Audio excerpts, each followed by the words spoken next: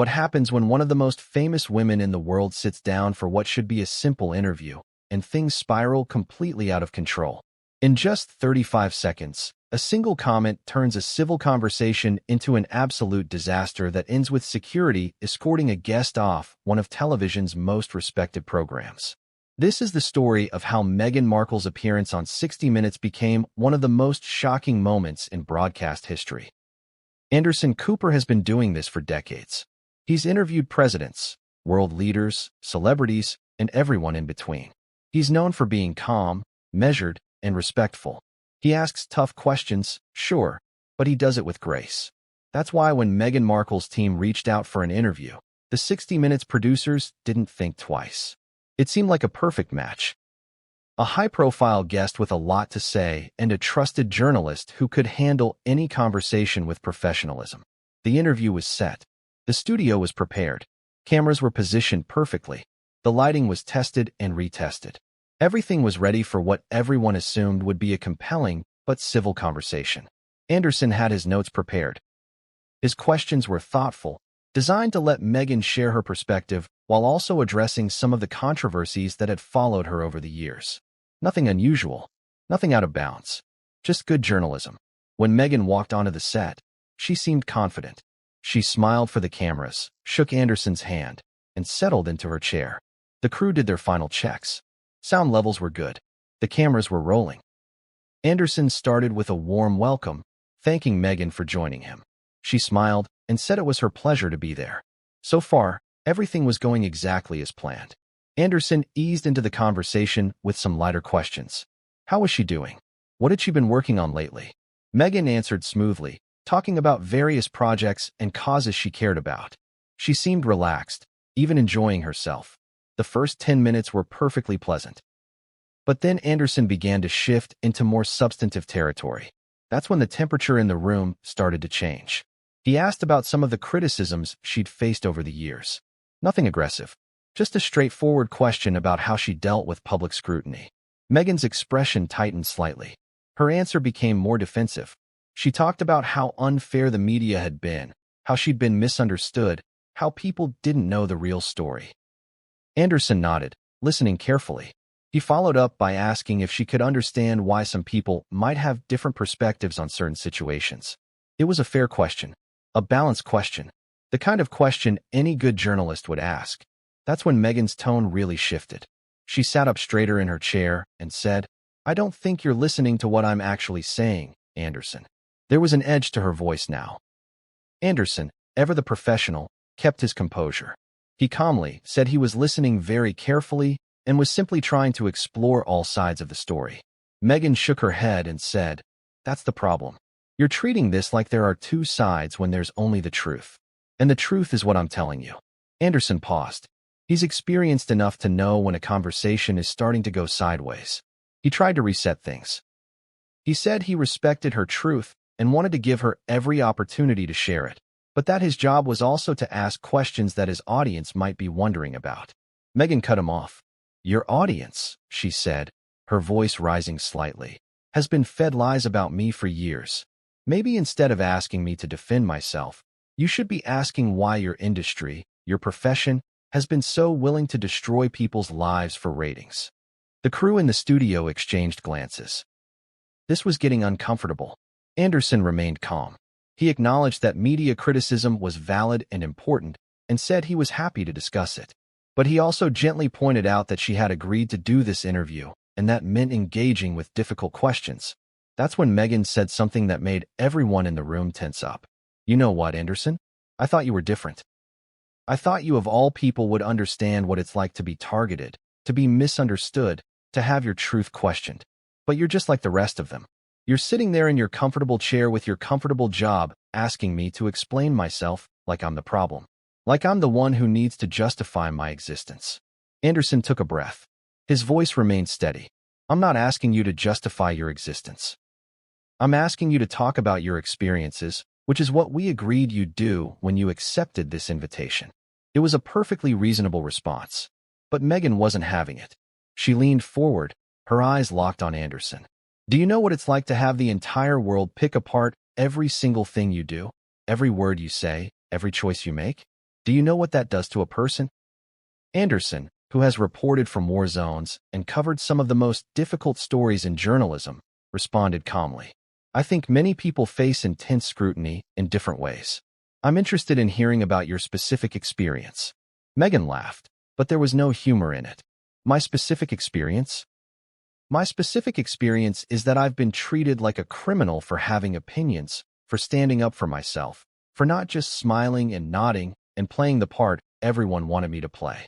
Anderson nodded. I understand that's how you feel. That word feel seemed to light a fuse. Meghan's face flushed. How I feel. How I feel. This isn't about feelings, Anderson. This is about facts. This is about a system that chews people up and spits them out. And you're part of that system, whether you want to admit it or not. Anderson maintained his professional demeanor. I think we can have a productive conversation about media, about public life, about all of these issues. But I need you to engage with the questions I'm asking rather than attacking me personally. It was a fair boundary to set. Any journalist would have done the same.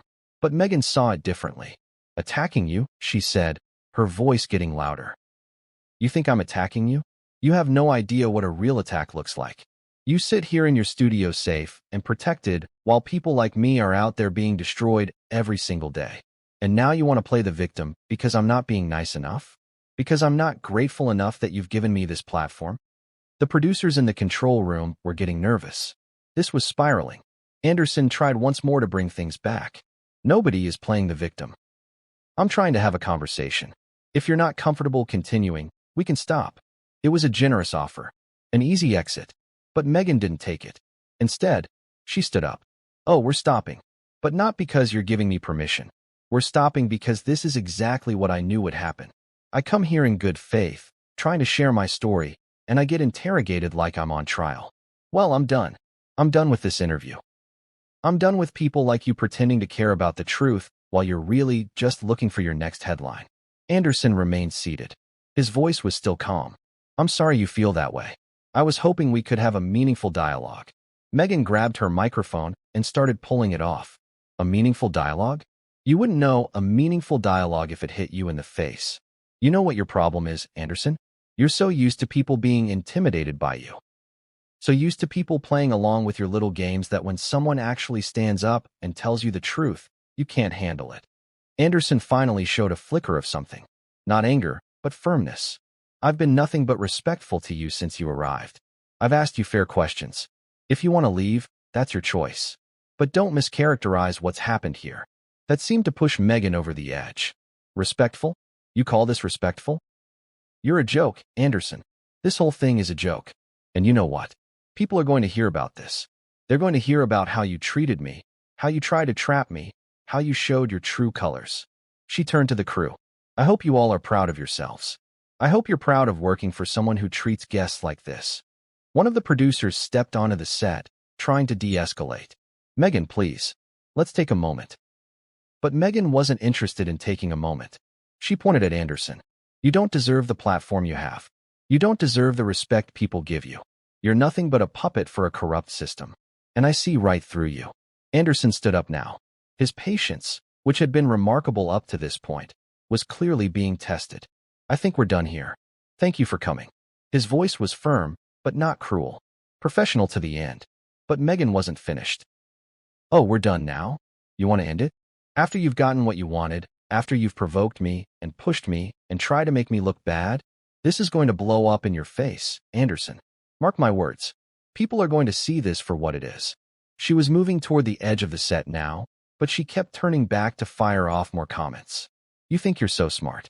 You think you're so untouchable. But you're not. None of you are. And I'm going to make sure everyone knows what happened here today. Anderson didn't respond. He simply stood there watching as Meghan continued her tirade. The producers were trying to guide her off the set, but she resisted. Don't touch me. Don't you dare touch me. I'll leave when I'm ready to leave. She turned back to Anderson one more time. You're going to regret this.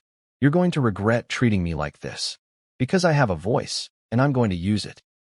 And people actually listen to me. Unlike you, who people only watch because they have nothing better to do. It was at this point that security was quietly called. Not because Meghan was being physically aggressive, but because the situation had become untenable. She wasn't leaving voluntarily, and she was continuing to disrupt the production. When the security personnel arrived, Meghan's eyes went wide. Are you serious right now? You're calling security on me? This is unbelievable. This is absolutely unbelievable. Anderson, to his credit, tried one last time. Meghan, I think it's best if we all just take a step back. This doesn't have to end this way. But Meghan was beyond reason now. This is ending exactly the way it was always going to end. Anderson Cooper showing the world who you really are. A coward. A fraud. Someone who pretends to care about truth, but really just cares about ratings and making yourself look good. The security team gently but firmly began escorting her toward the exit. She continued talking the entire way. Everyone's going to hear about this. This is going to be everywhere. You think you can treat people like this and get away with it? You think you can just throw me out like I'm nothing? I'm not nothing, Anderson. I'm somebody. And you just made the biggest mistake of your career. As she was let off the set, her voice could still be heard echoing through the studio. This isn't over. This is far from over. You have no idea what you've just done. And then, finally, she was gone. The studio fell silent. The crew stood there, stunned. Anderson sat back down in his chair, composed, but clearly processing what had just happened. He looked at the camera, then at the producers. Well, he said quietly, that was unexpected. It was perhaps the understatement of the year. In all his years of journalism, through all the difficult interviews and tense moments, Anderson had never experienced anything quite like that. He'd remained professional throughout, asking fair questions, setting reasonable boundaries, and treating his guest with respect, even as she hurled accusations and insults at him. The crew began to pack up, moving slowly, still in disbelief at what they'd just witnessed. Producers huddled together, trying to figure out what to do with the footage. Some of it would air. Certainly, the public had a right to know what happened. But how much? How do you broadcast something like that without it looking like you're trying to embarrass your guest, even when your guest had embarrassed herself? Anderson gathered his notes, his expression thoughtful. Someone asked if he was okay. He nodded. I'm fine. That's part of the job sometimes. But everyone could tell it had rattled him. Not because he'd done anything wrong, but because it's never pleasant to be on the receiving end of that kind of hostility, especially when it's undeserved. What had started as a standard interview had turned into something else entirely. Not because of anything Anderson had done, but because his guest had come in with an agenda that had nothing to do with honest conversation. She'd wanted to control the narrative completely. And when she realized that wasn't going to happen, when she understood that she'd be asked to engage with perspectives beyond her own, she'd lashed out. The most telling part of the whole exchange was how Anderson had handled it. He never raised his voice. He never insulted her. He never tried to humiliate her. He simply did his job, asked his questions, and maintained his boundaries. When she attacked him, he didn't attack back. When she accused him of being part of some corrupt system, he didn't take the bait. He remained the professional that he's always been. And in the end, that contrast told the whole story. On one side, you had a journalist trying to do his job with integrity. On the other, you had someone who couldn't handle being asked questions she didn't want to answer. Someone who expected deference and got journalism instead. Someone who confused respect with agreement and lost control when she didn't get her way. The aftermath in the studio was quiet. People spoke in hushed tones. There was a sense of witnessing something that would be talked about for a long time. Not because it was good television in the traditional sense, but because it revealed something important about how public figures expect to be treated versus how journalists need to treat them. Anderson has interviewed countless people who've been through difficult times, who faced criticism, who felt misunderstood. And most of them, even when disagreeing with his questions, managed to engage respectfully. They understand that an interview is a dialogue, not a monologue. They understand that a journalist's job is to ask questions, not to simply provide a platform for unchallenged statements. But every once in a while, someone comes along who doesn't understand that. Or who understands it but rejects it entirely. Someone who believes their perspective is so obviously correct that any questioning of it is an attack. Someone who sees disagreement as disrespect and boundaries as betrayal. And when that happens, when someone like that sits down for an interview expecting to be treated like royalty and instead gets treated like everyone else, things can go very wrong very quickly. That's what happened in that studio. A collision between someone who expected special treatment and someone who was committed to treating everyone the same way, regardless of their status or fame. Anderson Cooper has built his career on fairness, on asking the questions that need to be asked, on pushing back when necessary, but always with respect. He didn't change his approach for Meghan Markle. And that's exactly what made her so angry. She wanted sympathy without scrutiny. She wanted a platform without accountability. She wanted to tell her story without having to engage with anyone else's perspective. And when she didn't get that, when she realized that even a sympathetic journalist like Anderson would still ask challenging questions, she couldn't handle it. Instead of rising to the occasion, she lashed out. Instead of making her case with grace and persuasiveness, she resorted to personal attacks and dramatic exits. The whole thing lasted less than 30 minutes from start to finish. 30 minutes that revealed more about both parties than hours of careful conversation might have. It showed Anderson Cooper at his best, maintaining his composure and his principles even under personal attack. And it showed Meghan Markle at her worst, unable to handle the basic expectations of public discourse, demanding respect while showing none, and ultimately self-destructing in spectacular fashion. When people watched the footage that eventually aired, they saw exactly what happened. They saw a professional doing his job and a guest who couldn't handle it. They saw reasonable questions met with unreasonable hostility. They saw someone try to maintain a conversation and someone else do everything possible to destroy it. The contrast couldn't have been clearer. This is what happens when someone confuses fame with authority. When they believe their pain gives them the right to attack others. When they think that being a victim in one context means they can't be wrong in any context. This is what happens when entitlement meets accountability and can't accept the encounter. This is what happens when someone walks into an interview thinking they're owed deference and discovers that journalism doesn't work that way. Anderson Cooper will go on to do thousands more interviews. He'll sit across from presidents and prime ministers, activists and actors, heroes and villains. And he'll treat them all the same way he treated Meghan Markle. With respect, but not reverence. With interest, but not blind acceptance. With professionalism that never wavers, regardless of how his guests behave. That's what makes him good at what he does. As for what happened in that studio, it stands as a reminder that even the most carefully planned interviews can go completely off the rails when one party refuses to engage in good faith. It's a reminder that maintaining composure in the face of hostility is a skill, and one that Anderson has mastered. And it's a reminder that sometimes the most revealing moments in television aren't the ones that go according to plan, but the ones where everything falls apart and people show exactly who they are under pressure.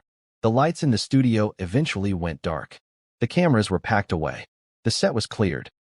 But what happened there that day would be replayed and discussed and analyzed for years to come. Not as an example of great television, but as an example of what happens when someone's sense of self-importance collides with the basic requirements of honest dialogue. And in that collision, there was a clear winner. It was the person who kept his cool, maintained his integrity, and refused to sink to the level of personal attacks, even when provoked. It was the person who understood that his job wasn't to make his guest comfortable, but to ask the questions that needed asking. It was the person who walked away with his dignity intact while his guest walked away having lost hers entirely. In the end, the story was not about Meghan Markle's anger or Anderson Cooper's calm. It was about something deeper, something more universal. It was about the simple truth that no one is above basic accountability. No one is too important to face questions. No one is so special that they get to control every narrative. Meghan walked into that studio believing she could control the conversation. She walked out learning that she could not. And Anderson sat there, steady and composed, having proven that sometimes the most powerful thing you can do is simply refuse to be intimidated by someone who thinks they're above the rules. The 35 seconds of tension would be replayed for years. The exit would be analyzed and debated. The fallout would continue to unfold. But one thing was clear. On that day, on that iconic set, in front of that stunned audience, a line had been drawn, and everyone knew which side they were on.